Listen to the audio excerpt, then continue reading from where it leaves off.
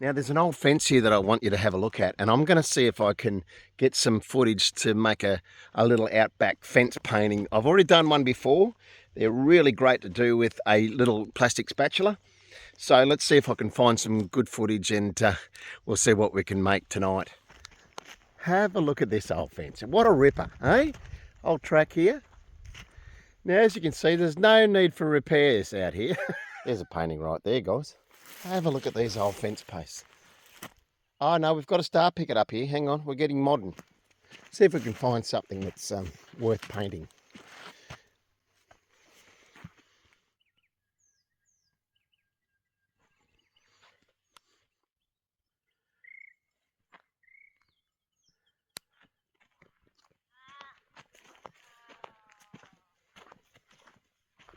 Here we go. Have a look at this.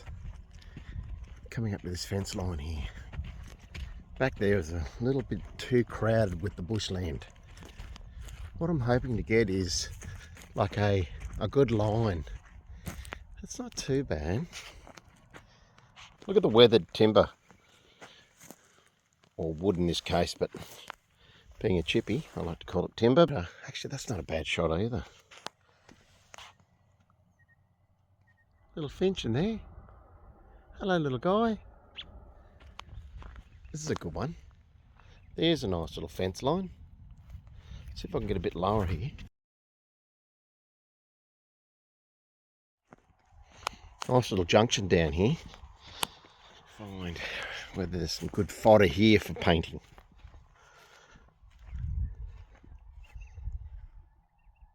So after that little walk around the bush, I pretty much came down to these 4 images. This one here, and then I really did like the red soil in this particular photo. I love these old strainers for the end of the property boundary, and also this one here.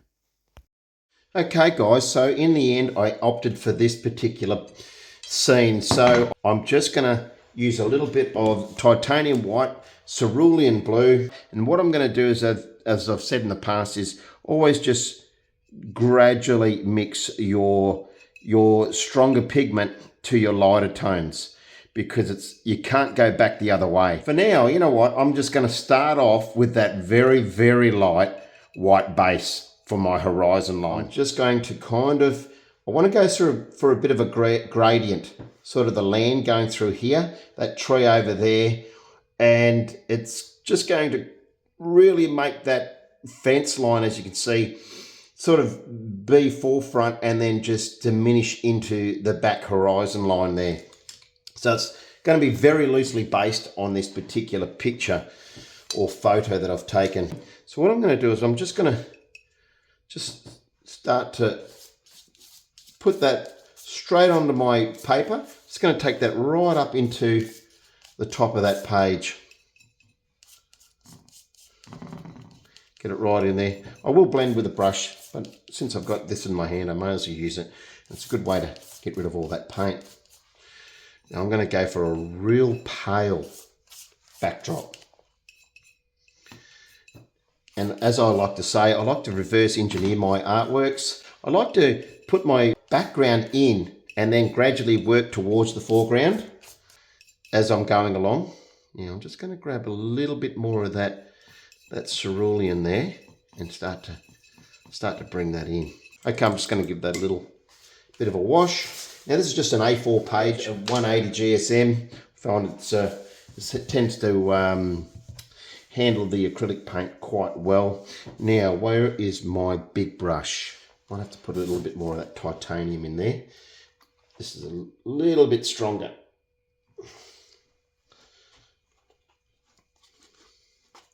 So with that titanium, you can see it's got a full dot there. So it's very opaque, which means it's got a good strong color. Now, I'm going to just blend that wet into wet. There. Right, we're getting a nice blue sky coming through here. Now I will just add a little bit more of that blue. Just going to grab the very tip or the corner of that brush and add a little bit more blue to the top of that sky. Remember, this is just cerulean blue, and I find cerulean blue Really, really good for the Australian outback sky.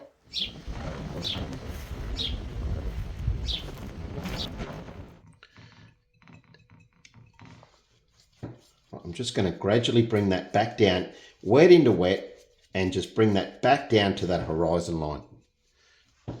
Grab a bit of that white. I want that to really fade out almost into the white. All right, and then just to be able to clean your brushes off, I like to just get one of these little kitchen chucks cloths like that, fold him over a couple of times, whack that under my plate. Burnt sienna, beautiful. So I'm going to incorporate the burnt sienna with a little bit of that raw sienna. And some yellow ochre if I can find it. What's that one? Is that yellow ochre? Yep, yellow ochre. I'm going to put some of that on the palette too.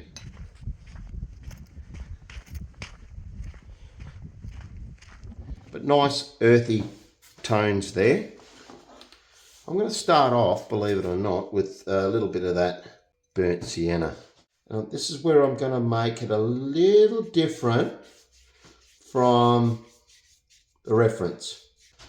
I'm going to kind of give a little bit more of a desert look. I've had a lot of rain there at the moment. Usually it's not that lush or green. But I'm just going to incorporate that with a little bit of that raw sienna and start to bring that through on that horizon line there. I'm going to recede that foliage, as you can see there, right back into the background. For now, I'm just want to block in, get that page or canvas just covered nicely. Our fence post will go through here, sort of recede off to the background from here over to that horizon line there. We'll have a little bit of green foliage coming through there with some olive green, and then in the background here we'll kind of incorporate that little tree there, little gum tree. I'll add a little bit more. Oh yeah, I'll just go straight to that yellow ochre. Bring that in, just incorporate that in to the whole area.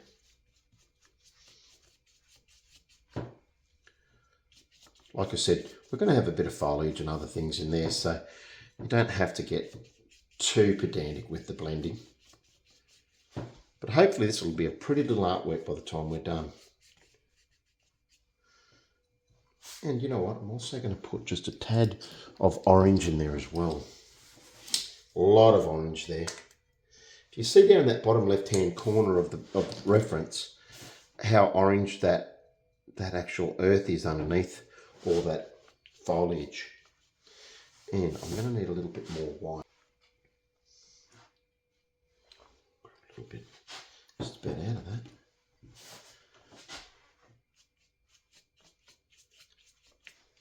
Bring that into there. See, I'm doing all that background first, and then I will come back and like I said, incorporate all my little plants and other things like that. And I'm going to make it a little more arid than that photo, because it's just too luscious. A little too luscious.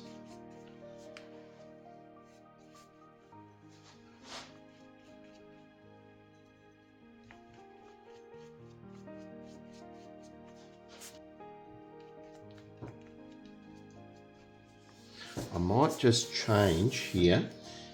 So that was a good 20mm brush. I'm going to go out to my 15mm. I'm going to just grab that straight olive green there.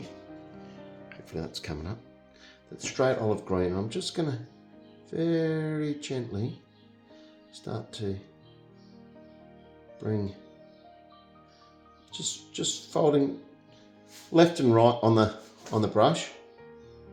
Just start to bring in a little bit of a horizon line in the background there with some foliage and trees and other things like that.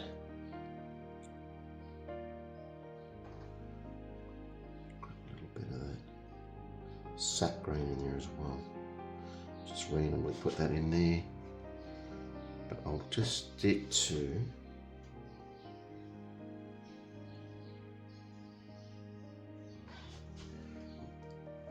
that olive green for now.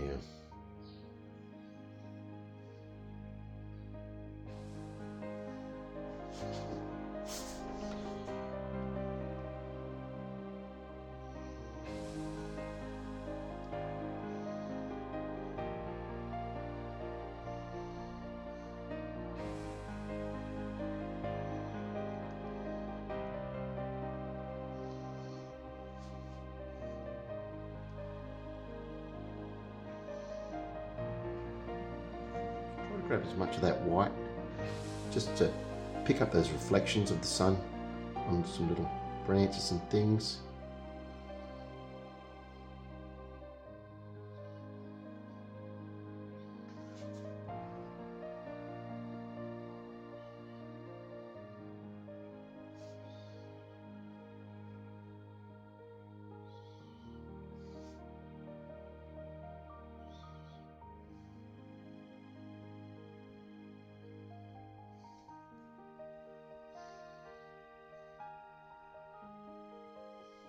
Probably could use a larger brush than this,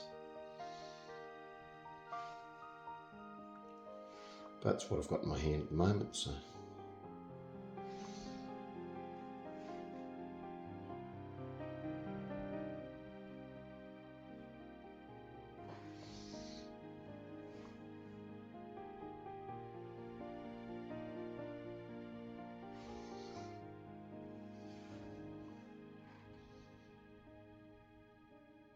kind of see how I'm just working forward. I'm just sort of bringing, that's the background, so the sky, then we've got the ground or the earth put in, then we've sort of got a horizon line with a little bit of foliage as the back. I want to, like I said, I want to try and stick to more of an arid look than the one I've captured here in that shot. We'll see if I can pull that off, but for now it's just a matter of bringing those subjects to the forefront.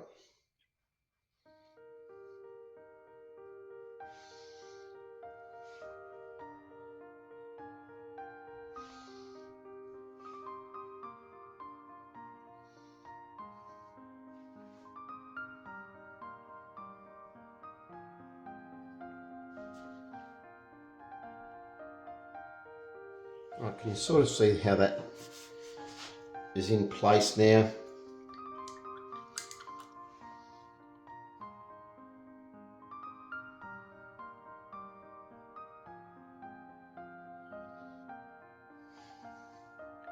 I'm just dabbing it in a random line.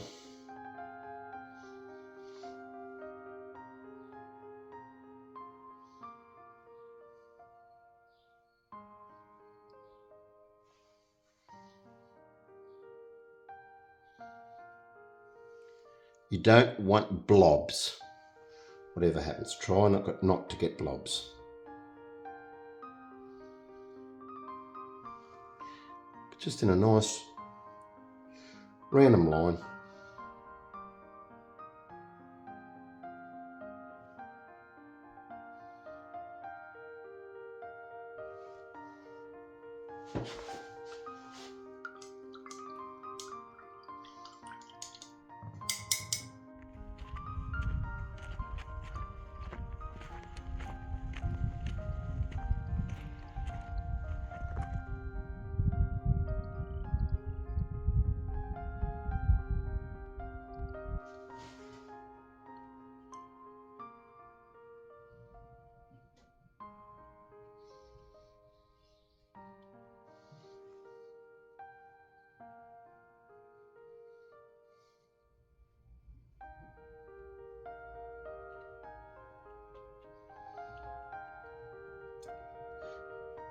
Very close to overworking this. I'm just going to grab as much of that white now as I can and just try to lighten some of these little reflections on top of these leaves. You know, there's almost a sprinkling of yellow, so I'm going to use a little bit of lemon yellow in there, like so.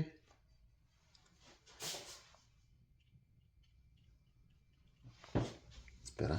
And where's that white? And a bit of titanium. Just to kind of, then I will go back and put those tree trunks back in, limbs and branches.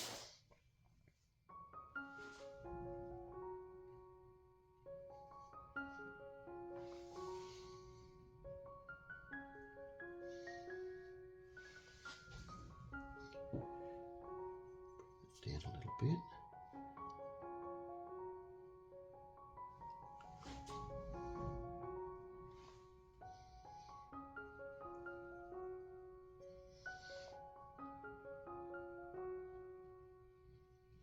Kind of making a little bit more sense now.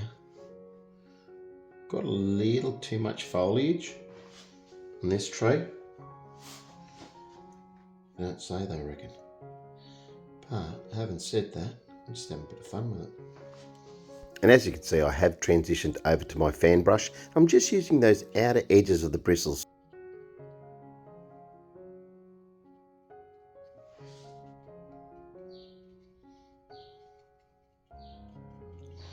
Just want to make that look a little more messy.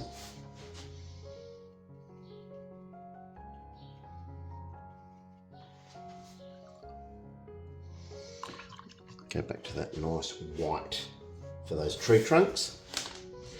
Add that back in. Get that line there.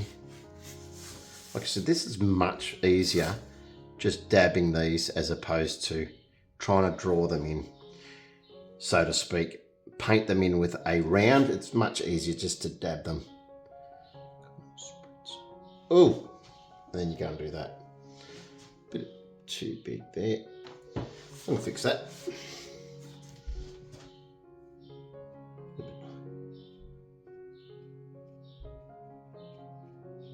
Dab him out a little bit.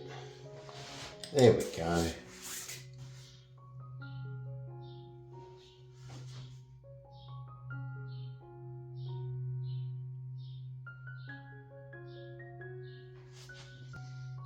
They're so erratic, these little branches. They tend to go anywhere.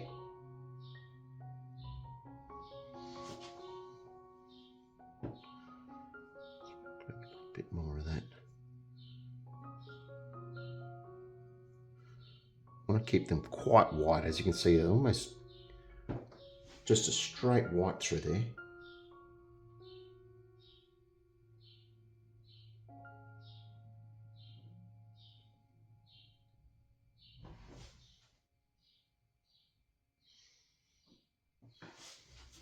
Now we'll go out to some black ones. Well, not black, very, very dark olive green.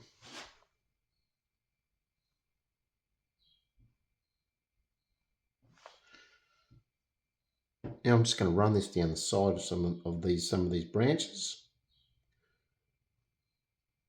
Now, as you can see, I find it very hard to narrate at the same time as painting. So I'm just going to jump in here real quick. Here I've put the white limbs in, and when I say I'm just going to put some dark areas, I'm just going to paint around those edges of those white limbs there, just to give the appearance of a shadow sort of giving off into the under the foliage. Just feather some light areas in around here. Got some lights. Darks, a bit of that green.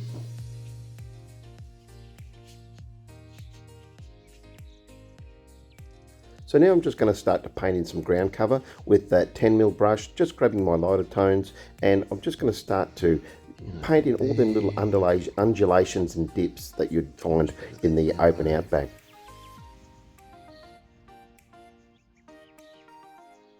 And here there's no rhyme or reason as to where I'm painting in these undulations. I'm just letting it be as random as I possibly can. That way I'll pick them up later, those little dips and crevices that you'll see that I'll capitalise with some darker tones, and I'll start to paint in some more of the bric-a-brac and ground cover with some dark greens, the olives, and even some monastral green.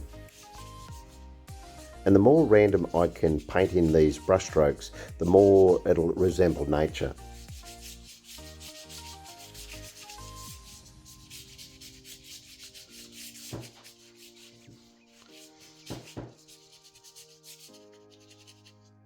Bit of a line along where this fence is going to go.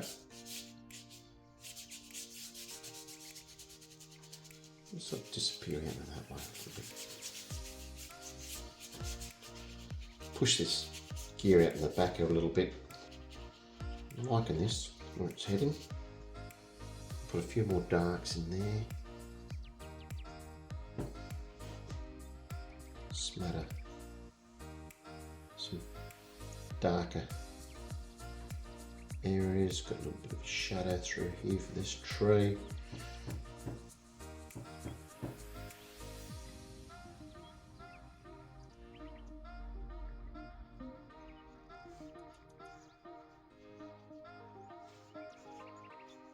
Like I said, I don't want to include too much. I want that red earth, desert sort of look.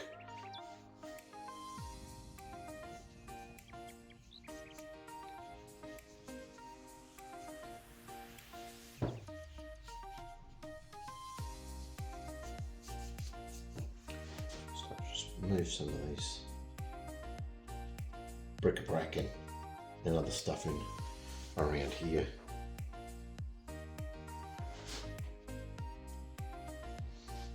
Like I said, I want to keep that arid look. I don't want to get too caught up in the detail here.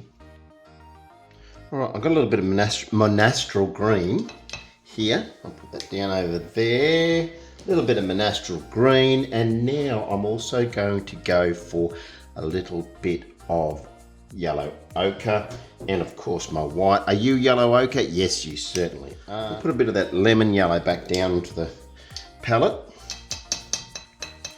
Not too much. And we're going to go a little bit more of that olive green.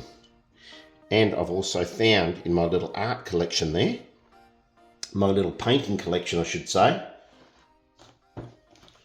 some Joe Sonia's raw umber. My favourite colours, great for doing dogs and or pet portraits, let's say. Also putting a little bit more of that burnt sienna on there, which, as you can see, they do crust over. Look at that, just peels off beautifully. All right. So we've got the burnt sienna, raw sienna. We've got the yellow ochre, all good earthy tones, and I'm going to put a bit of medium yellow in there as well. Right, like I said, there's a bit of a track on the right-hand side there. Right, I'm just going to, I think I might go to my 10mm. Oh, it wouldn't be 10mm. That's more 10mm. Probably 12. I'd say that'd be a 15. You know what? I'm going to put an end to this. Put an end to this guesswork once and for all. Okay, so there's my 100mm. So we'll take it out to, yep, good 15. 15mm in metric. And this one is, I'd say a 12mm, but we could probably get away with 10. So put that on the 100 mark.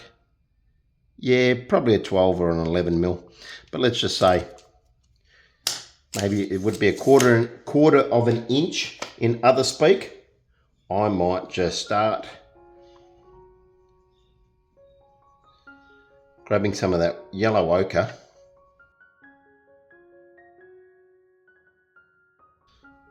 There we go, that yellow ochre there, nice. Just, there's some flecks of that lemon yellow that I was talking about earlier. Might just grab a little bit more of that and highlight that down the back there. A bit more of that burnt sienna and bring it through here. A little bit of that darker colour. There's a real sort of, some dark shadows in amongst that all that tree line at the back there. I'll grab a little bit more of that raw umber. I've still got a lot on my brush. I'm not too worried about cleaning it in between colours. Push that off from the foreground, bring a bit more interest through here, just like a bit of shadow into there. Still got some more of that. I'm going to just whack some orange in there too. Probably don't need to, but just in case I need it.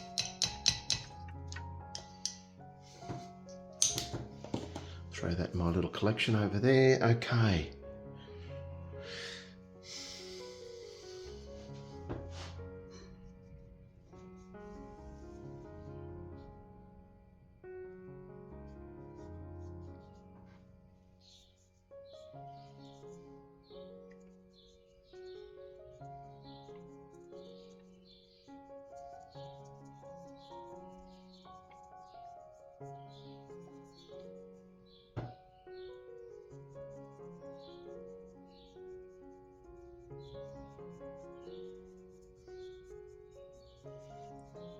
Just kind of going to put a little track through there. I'm not even sure if I'm going to use that track, but see if we can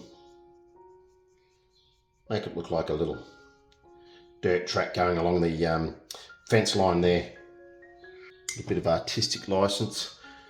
A lot of times these old fence lines have tracked alongside so that the boundary riders or the old utes that go and check all the fence and boundaries can drive along and get access to these fences.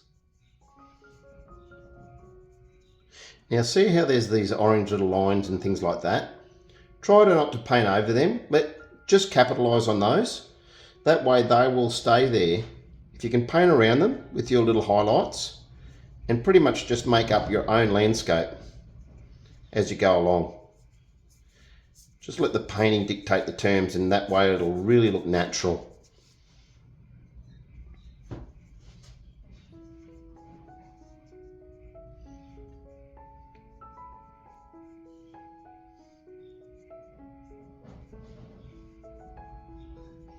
I grabbed a little bit of yellow there, but it doesn't look out of place because there are some yellow areas there that I'm going to try and paint into this ground. Just make them look like the little dried up spinifex and other old dead sort of bric-a-brac and branches and not branches, plants and things that you'll find around the area. And we can go out to my fan brush later and start to add a little bit more. I'm going to do. We'll go some of the sap green as well. Now you can't just put that sap green in there. Sap green would be more like a lush forest or woodland. Whereas out here, everything is a lot more army green or pale. Now here, I'm just going to paint in the background, but I will paint over a lot of this once I get the fence line in. We'll keep going with that.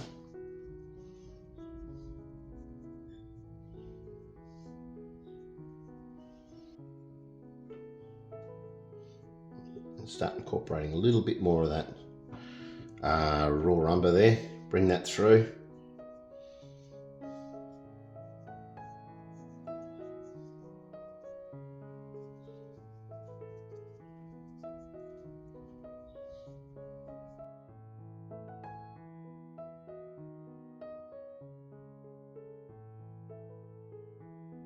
I'm just going to get some white on the top of that.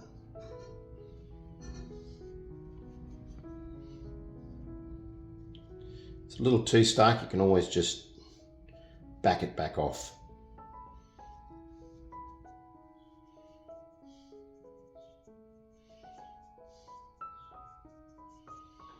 Here we go.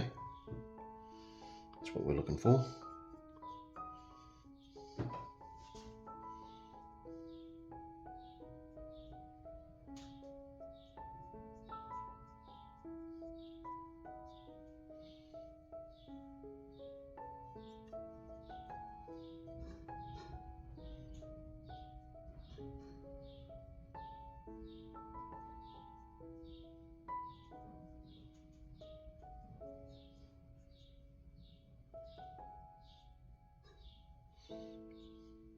There we go, there's a nice effect, guys. Kind of looks like plants are growing here and there. I'll keep playing around with that little bit of ground cover, but I'll come back to that. For now, we better get this fence line in because I have to get to work. So, might use that big guy to start with. And what I'll do for starters is just paint them in white to get my shape. Let them dry off a little. And then we will, I want them fairly large. It's going to be my line through here next to that track. So I'm going to put a nice big one right here.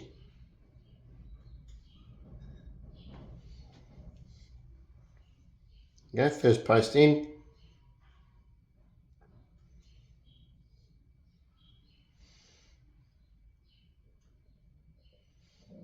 Second post.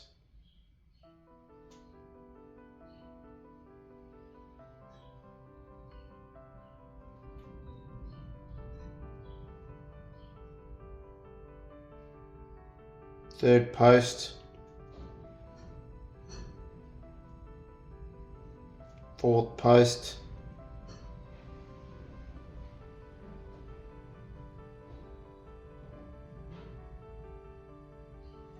Fifth post. Right, my big brush is getting a little too big there, but as you can see, it's starting to give it that old boundary fence line.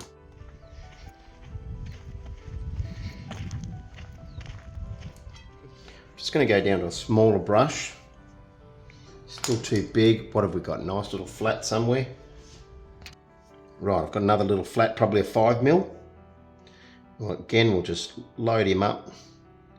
Not too much because you don't want a blob. You don't want a blob.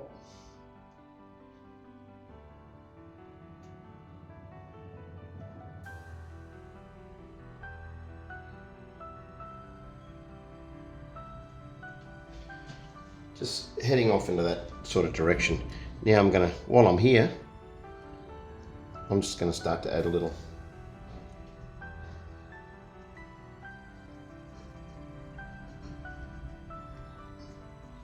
prominent line of yellow ochre and white.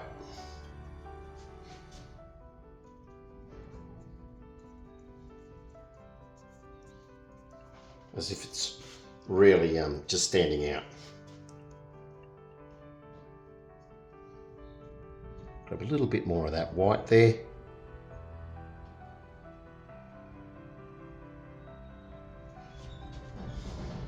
And because the ground, you can get away with it not being perfect as far as that line, because the ground undulates, the earth undulates quite a lot, in these sort of scenes. So it's not going to look out of place if you don't get that line perfect. So don't worry about that. We'll just leave those in there for a little, just to dry off these posts. And I'll just go back to, should be just about dry enough to sort of just. Probably best to use a spatula for this sort of work. Might do that. Might be a little bit big, the spatula I've got, or spatula, my palette knife. Might be a little big, and I'll just use the plastic ones. We'll just see. Add a little bit of white, a little bit of that. I've just got that on the end of my little palette knife there. We'll just start to let that randomly make its own little pattern. I'm just dragging that down the post. I will come back with a round, but this will just give it that random sort of fence line look. Old ancient fence posts that have been there for goodness knows how long. Good part of the century.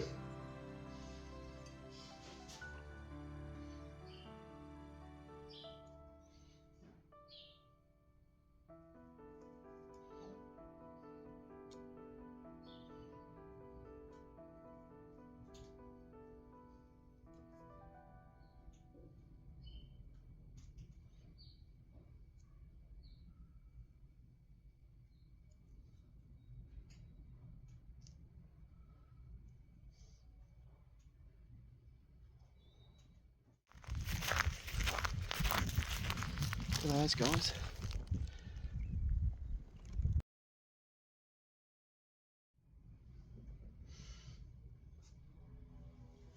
You can just see how it just wiped some of those areas on the fence post that I'm kind of copying look.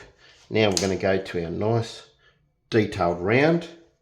I'm going to come back with that white and really just start to bring in some of those highlights.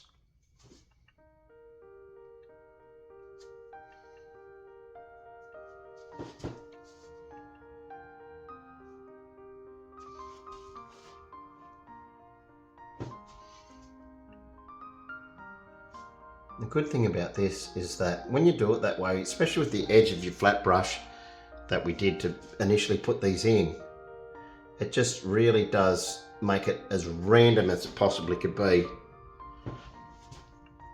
It takes the guesswork out of having to actually paint it that way.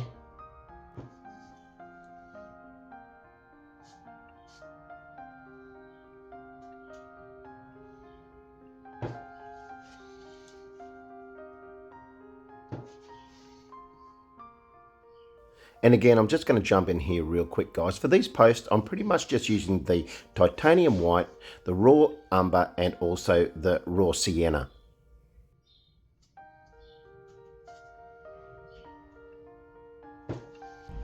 Gee, it's blowy out there.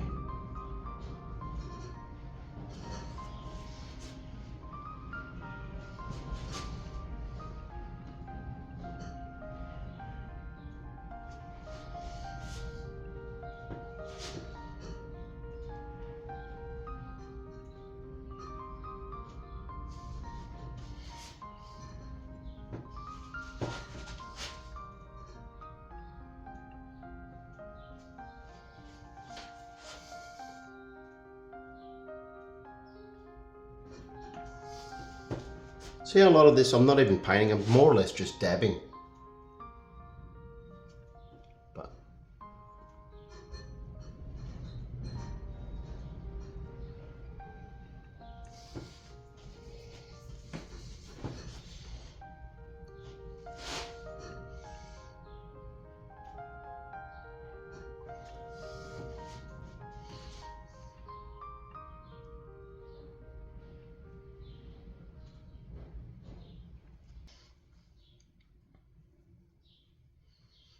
add a little bit of water to that. You really want a nice point here. I've got a number, what's that? What size round is this? Number 6.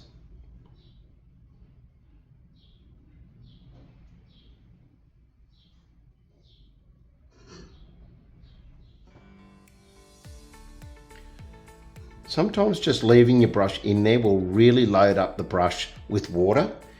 Instead of just dabbing it, if you really need a little bit more water in there, just leave the tip of the brush in the water for a little longer and it will load up your brush nicely with water.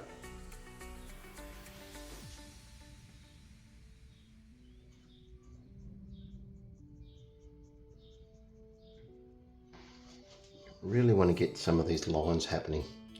So make it look like we've got these spin effects, as you can see there, strutting out towards the universe.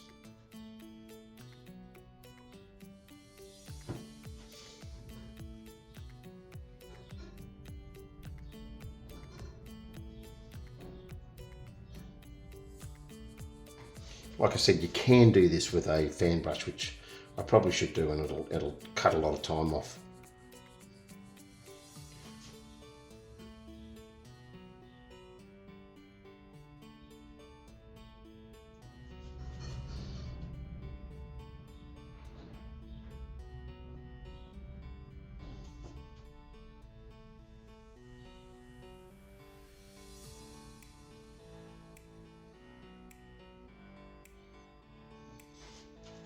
See if we can get some shadow line happening in here.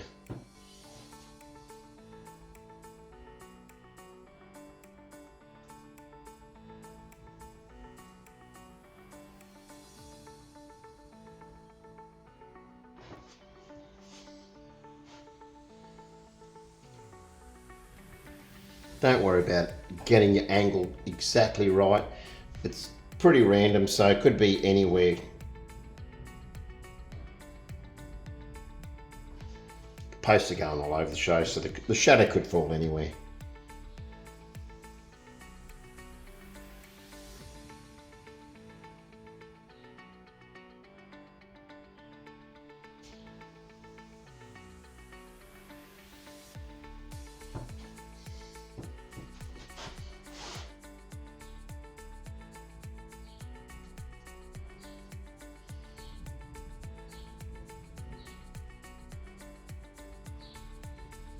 Sometimes the painting makes it easier for you too. There's these lines that they seem to just generate themselves. Just go along with them. Don't fight it.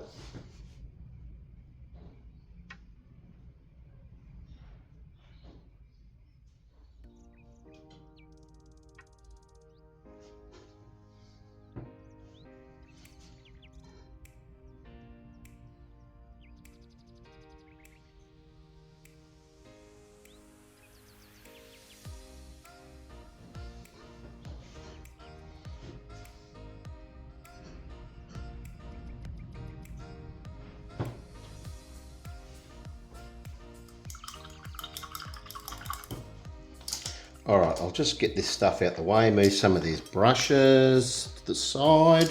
Now, like I said, these are pretty much just easy, basic little paintings to help the beginner get started.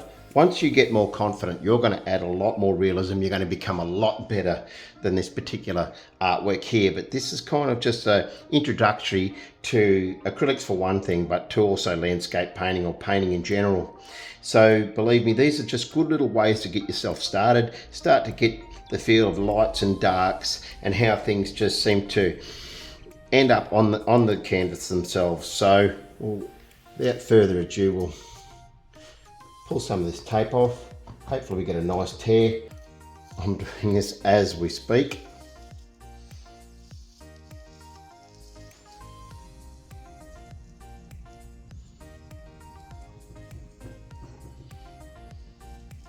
Now see what I was talking about before? You just paint over that tape because you don't know where it's going to end up, and it just makes it look like you're painting off into the distance. I like these little white borders.